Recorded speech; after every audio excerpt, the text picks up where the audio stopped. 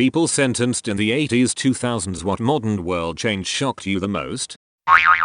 I remember getting the bus years ago and this old bloke got on heading away from town center towards the more residential areas. Without a second thought he sparked up a cigar. One of the passengers told him you can't smoke on a bus. He apologized and quickly stubbed it out but said he got discharged from prison that day, and when he went in you could smoke anywhere you wanted, so this was a massive culture shock to him.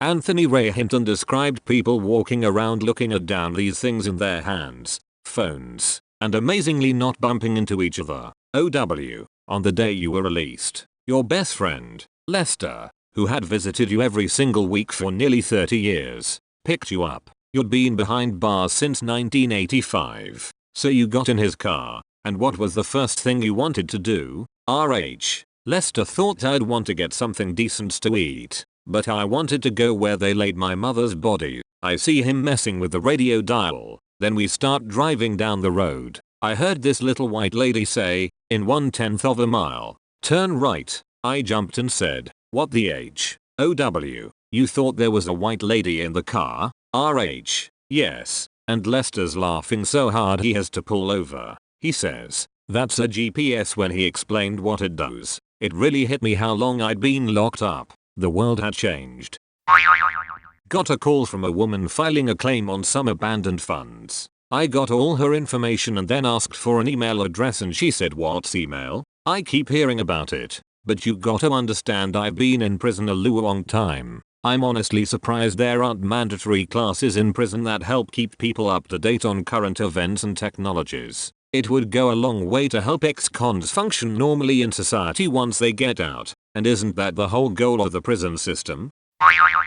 Prisoner transfer I did one time for this man who was sentenced to life in 1968, and it's the first time he'd driven past the CN Tower in Toronto and he couldn't believe how tall it was. That and he was blown away by how many different car brands there were. Heck, 1968 is a long time.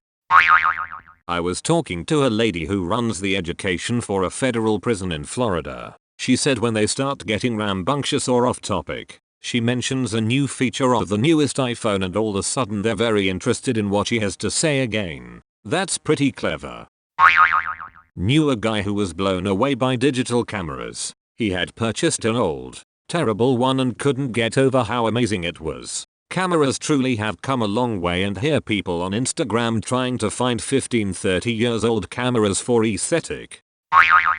My friend's elder brother was jailed in 1994 and served 15 years. He said when he went in, anyone with an in-car phone was super rich, and to then see absolutely everyone have a completely cordless, pocket-sized phone was amazing. He also said that all the TV adverts had websites to visit, or were for completely online stores, which were a bit of an alien concept, as he'd never really seen or used the internet. He also found the chip and pin process of paying for things on a bank card extremely exciting. Edit. I'm unfortunately not in touch with the friend anymore after an incident with the haddock and the umbrella, so I can't get any further answers to your questions about his brother. Last I heard was around 2012, and he seemed to be doing okay, and had a job and a place to live. Edit again, okay, the haddock umbrella story. When Danny and I were about 12-13, we used to play stupid pranks on each other. Glitter down the back,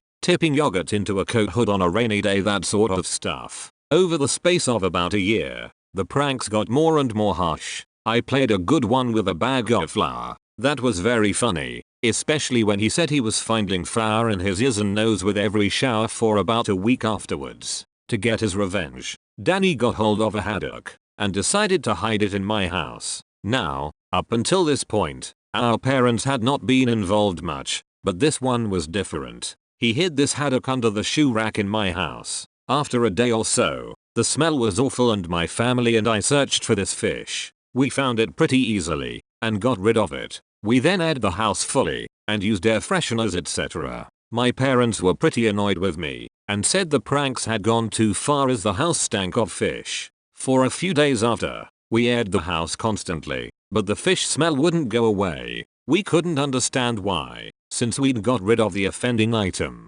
After 4 days of living with this hideous stench, we then found a second haddock. hidden in a closed up umbrella. This one had gone rotten and had ruined the umbrella too. Danny had said he hid two, one in a somewhat easy place to find, and one in a difficult place, so that when we found the first one, we'd stop looking. My parents went nuts at me, and the house smelled awful for about 2 weeks after. I was grounded for 2 weeks, and unfortunately took out my frustrations on Danny, and had a massive go at him about how he stepped over a line, and I was in trouble and it was his fault, etc. We didn't really speak again. Shame really, as he was a good kid, and his idea, in hindsight, was genius. I would have done it without hesitating, if I'd had the idea. I overreacted and we stopped being friends. Haven't seen him since I left high school.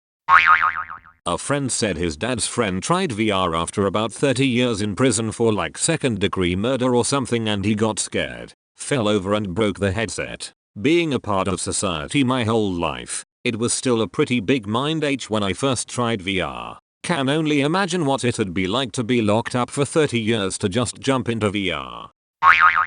My cousin's husband, that she married while he was serving 10 years beginning around 2008, wanted the first thing he did as a free man was to go to Hollywood Video and rent movies to watch with her. Then she blew his mind with Netflix. At least the idea of Netflix and chill wasn't far from his original plan, but he was shocked about there not being video stores anymore. I'm guessing his mind isn't the only thing she blew that night. I hired a guy that was released after 17 years circa 2005. A week after he started working he bought a phone. He had a childlike wonder with push to talk and texting. A week later he was pissed off that he couldn't text his order into Hungry Howie's. TBH. Valid thing to be pissed off about. Thank you for watching, and like if you enjoyed. Remember to subscribe for daily Reddit videos.